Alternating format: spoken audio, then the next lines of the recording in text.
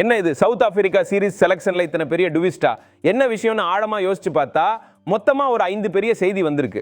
முக்கியமா நம்ம கௌதம் கம்பீர் மற்றும் சுப்மன் கில் 2 பேரும் சிலரோட விடைபெறலுக்கு காரணமா இருந்திருக்காங்கன்னு ஒரு தகவல். என்ன ஆச்சுன்னு பார்ப்போம். இப்போதைக்கு நம்ம இந்திய டீம் எங்க இருக்கு? ஆஸ்திரேலியா டூர்ல இருக்கு. அங்க ஓடிஐ தொடர் முடிஞ்சதுக்கு அப்புறம் T20 தொடர் இருக்கு. அதுவும் முடிஞ்ச பிறகுதான் சவுத் ஆப்பிரிக்கா நம்ம இந்தியாவுக்கு வராங்க. ரொம்ப நாளைக்கு அப்புறம் தென்னாப்பிரிக்கா நம்ம ஊருக்கு கிரிக்கெட் விளையாட வராங்க. அவங்களோட ஓடிஐ மற்றும் T20 தொடருக்கான வீரர்களோட செலக்ஷன் பத்தி வந்த ஒரு நியூஸ் எல்லாரோட தூக்கத்தையும் கெடுத்துருச்சு. என்னதான் அந்த மேட்டர்? வாங்க டீடைலா பார்க்கலாம். பாருங்க, சவுத் ஆப்பிரிக்கா நம்ம நாட்டுக்கு வர்றாங்க. ஆனா அவங்க இப்போ ஒரு சாதாரண டீம் இல்ல, ஒரு பெரிய டீமா மாறிட்டாங்க. அவங்க WTC, அதாவது உலக டெஸ்ட் சாம்பியன்ஷிப் ஃபைனல் விளையாடினதை பார்த்தோம். இப்போதைக்கு பாகிஸ்தான்ல கிரிக்கெட் விளையாடிட்டு இருக்காங்க. அங்கேயும் அவங்களோட பெர்ஃபார்மன்ஸ் செம்மையா இருக்கு. அடுத்ததா அவங்களுடைய அடுத்த ஸ்டெப், அடுத்த தொடர் நம்ம ஹிந்துஸ்தானில் தான். மொத்தம் எத்தனை மேட்ச் தெரியுமா? 2 டெஸ்ட், 3 ஒரு நாள் போட்டி ஓடிஐ மற்றும் 5 T20 போட்டிகள். அதாவது மொத்தமா 10 போட்டிகள் இந்தியாவிற்கும் தென்னாப்பிரிக்காவிற்கும் நடுவுல நம்ம நாட்டில் நடக்க போகுது. இந்த தொடர் அடுத்த மாசம் 30ஆம் தேதி ஒரு நாள் தொடருடன் ஆரம்பிக்குது. இங்க பேசுற மேட்டர் என்னன்னா, இந்த வெள்ளை பந்து, ஒயிட் பால், ஒரு நாள் மற்றும் T20 தொடரோட செலக்ஷன் பத்தி தான். ஏன்னா இப்போ வெள்ளை பந்து கிரிக்கெட் தான் ரொம்ப முக்கியம். WTC ஃபைனல் கொஞ்சம் தள்ளி இருக்கு. ஓடிஐ ஏன் முக்கியம்? நம்ம ரோஹித், விராட் எல்லாம் விளையாடுறாங்க. T20 ஏன் முக்கியம்? அடுத்து T20 உலகக்கோப்பை வரப்போகுது.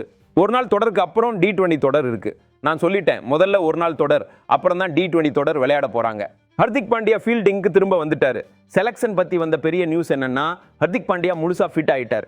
ஆசிய கோப்பையில் அவருக்கு அடிபட்டுச்சு. அதனால ஃபைனல் மேட்ச் விளையாட முடியல. ஆஸ்திரேலியா டூர் மொத்தமா மிஸ் ஆயிடுச்சு. ஆனா இப்போ இந்த சவுத் ஆப்பிரிக்காவுக்கு எதிரான ஓடிஐ T20 தொடருக்கு அவர் ஃபிட் ஆயிடுவார். ஒரு நாள் T20 தொடர் 2ஐயும் அவர் விளையாடுவார். அதனால இந்திய டீமுக்கு இது ஒரு குட் நியூஸ். ஹர்திக் பாண்டியா ஒரு நாள் தொடர் விளையாட முழுசா தயாரா இருக்காரு.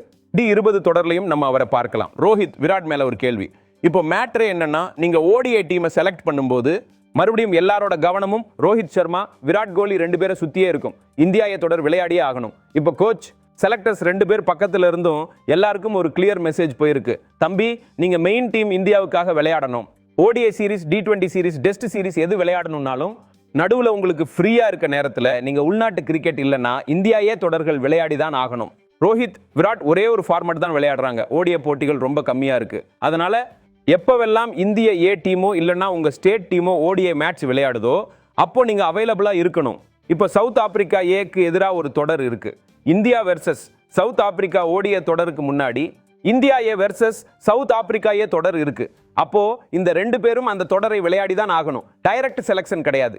இப்போ இது தெளிவா தெரியுது, யாருக்கும் டைரக்ட் செலக்ஷன் கிடையாது. நீங்க ஆட்டோமேட்டிக் சாய்ஸ்ன்னு யாரும் கிடையாது.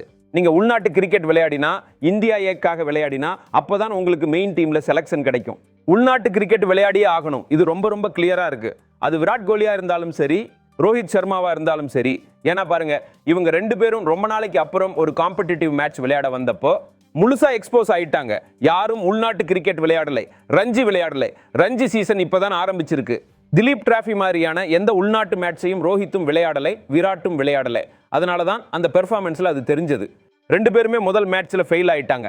அப்போ இவங்க இன்னும் நீண்ட காலம் விளையாடணும், தொடர்ந்து விளையாடணும்னா கண்டிப்பா இந்த போட்டிகளை விளையாடியே ஆகணும். ஜஸ்பிரித் பும்ராவுடைய தொடர்ல இல்ல.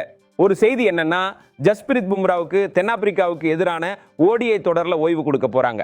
ஏன்னா அடுத்த ஒரு நாள் உலகக்கோப்பை 2027 இருக்கு. அதனால பும்ராவை கம்மியான மேட்சுகள் மட்டும் விளையாட வச்சு இப்போதைக்கு T20 உலக கோப்பைக்கு ஃபிட்டா வச்சிருக்கணும்னு பார்க்கறாங்க. அதனால ஓடிஐ தொடர்ல இப்போதைக்கு பும்ரா விளையாட மாட்டார். அப்போ இந்த சவுத் ஆப்பிரிக்கா செலக்ஷன் பத்தி வந்த இந்த 5 பெரிய செய்திகள் தான் இப்போ டாக் ஆஃப் தி டவுன். என்ன நடக்குதுன்னு பார்ப்போம்.